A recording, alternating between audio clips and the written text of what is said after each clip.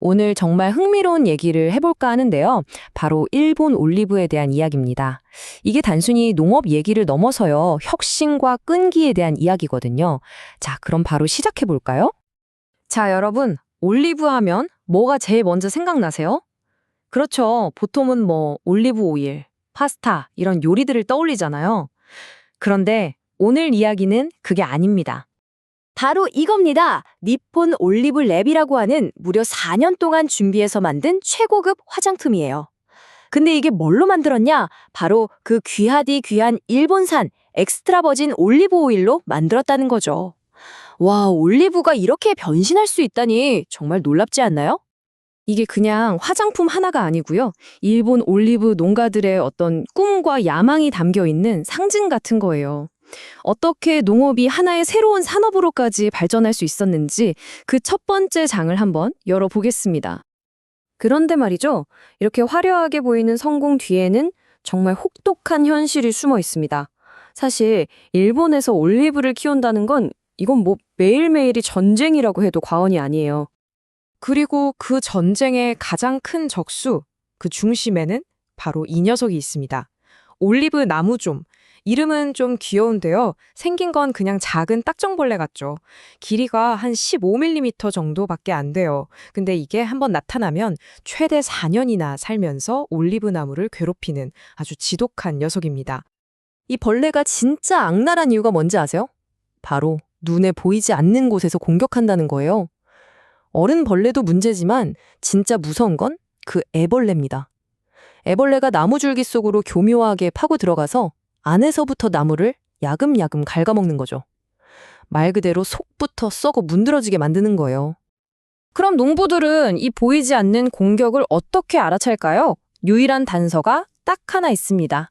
바로 나무 밑동에 쌓이는 이 톱밥 같은 가루. 이게 바로 그 애벌레의 배설물이에요. 이걸 발견하기 위해서 매일같이 허리를 숙이고 나무 하나하나를 살펴봐야 하는 거죠. 와, 정말 보통 정성으로는 어림도 없는 일입니다. 전문가들도 이렇게 경고합니다. 올리브 재배에서 가장 주의해야 할 해충이다. 최악의 경우 나무가 죽는다. 이건 그냥 열매 몇 개 덜 열리고 마는 그런 수준의 문제가 아니라는 거예요. 나무에 목숨이 왔다 갔다 하는 정말 심각한 상황인 거죠. 아니, 그럼 이 작은 벌레 하나 때문에 농부들이 그냥 다 포기해야 할까요? 다행히 그렇지는 않습니다. 이들에게는 아주 든든한 지원군이 있거든요. 바로 큐슈 올리브 보급 협회, 줄여서 KOA라고 부르는데요. 이들이 어떻게 함께 싸워나가는지 한번 보시죠. 코아가 제시하는 전략은 아주 체계적이에요. 딱 3단계로 나뉘는데요. 첫 번째, 약을 쳐서 아예 알을 못 낳게 막아버리고요. 두 번째, 그래도 생긴 벌레들은 사람이 직접 손으로 잡아냅니다.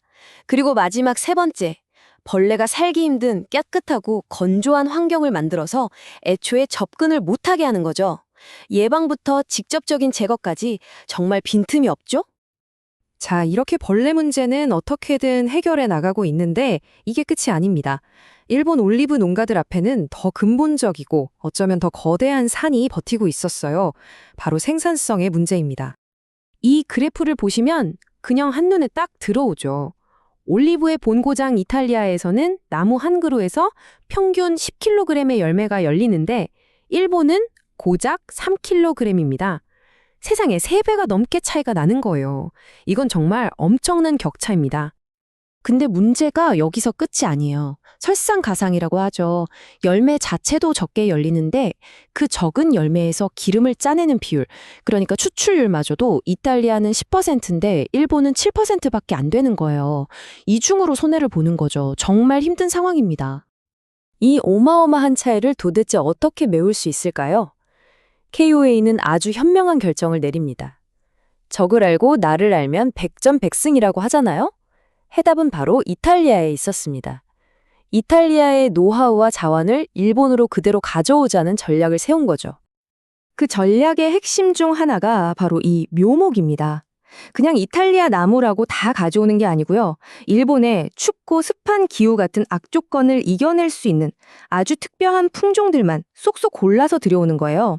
예를 들면 추위에 강한 레치노라던가 건강에 좋은 폴리페놀이 듬뿍 든 코라티나 같은 품종들이죠.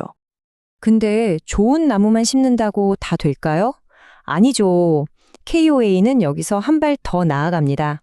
아예 농부들을 비행기에 태워서 올리브의 본고장, 이탈리아 토스카나로 연수를 보내는 거예요. 가서 직접 수확도 해보고 거대한 압착 시설도 눈으로 보면서 아, 진짜 올리브는 이렇게 키우고 이렇게 만드는 거구나 하고 몸으로 배우게 하는 거죠. 백문이 불여 일견이잖아요. 자, 이제 마지막 단계입니다. 이렇게 벌레와 싸우고 이탈리아까지 가서 배워왔어요. 그럼 이 모든 노력이 어떻게 돈이 되고 어떻게 지속 가능한 사업으로 연결될 수 있을까요? KOA가 농부들의 땀을 어떻게 기회로 바꿔주는지 그 비결을 한번 들여다보겠습니다. 핵심은 이거예요. 농부들에게 선택지를 준다는 거. 그냥 우리한테 다 파세요가 아니라 여러 가지 길을 열어주는 거죠. 안정적으로 KOA에 팔 수도 있고 아니면 난 내 이름 걸고 올리브 만들어 볼래 하면 가공시설을 이용할 수도 있어요. 심지어 아까 처음에 봤던 그 네폰 올리블렉 화장품 그거 유통해서 팔 수도 있는 거고요. 이렇게 다양한 방법으로 수익을 낼 수 있게 도와주니까 농가 입장에서는 훨씬 든든하겠죠? 하지만 이 모든 게 1, 2년 만에 뚝딱 되는 건 절대 아니겠죠. 자료에 이런 말이 나옵니다. 과수 재배는 10년 단위로 생각해야 한다. 정말 와닿는 말이에요. 나무를 키우는 일은 긴 호흡과 인내가 필요하다는 거죠. 그리고 그 과정에서 숱한 어려움을 이겨내는 회복 탄력성이 정말 중요합니다. 바로 이 타임라인이 그 끈기의 증거입니다. 한번 보세요. 2016년 정말 최악의 해였어요. 영하 15도까지 떨어지는 기록적인 한파에다가 집중호우, 거대한 태풍까지 그야말로 자연재해 종합 세트였죠. 다들 끝났다고 생각했을 거예요. 그런데 그 혹독한 겨울을 견뎌낸 나무들이 2017년 봄에 기적처럼 다시 꽃을 피웁니다. 그리고 그해 여름 보란 듯이 어린 열매들을 맺기 시작했죠. 이게 바로 일본 올리브 농부들의 이야기입니다. 정말 대단하지 않나요? 결국 일본 올리브 재배자들의 이야기는 그냥 농사 이야기가 아니에요. 끝없는 도전과 혁신, 그리고 절대 꺾이지 않는 끈기에 대한 기록인 거죠. 우리가 맨 처음에 봤던 그 화려한 화장품 한 병, 그 안에는 사실 이런 수많은 시련과 눈물이 담겨 있는 겁니다. 이들은 혼자가 아니라 지식과 공동체의 힘으로 뭉쳐서 계속해서 미래를 만들어가고 있어요. 과연 다음 수학기에는 또 어떤 놀라운 이야기로 우리를 찾아올까요? 정말 기대되지 않으세요?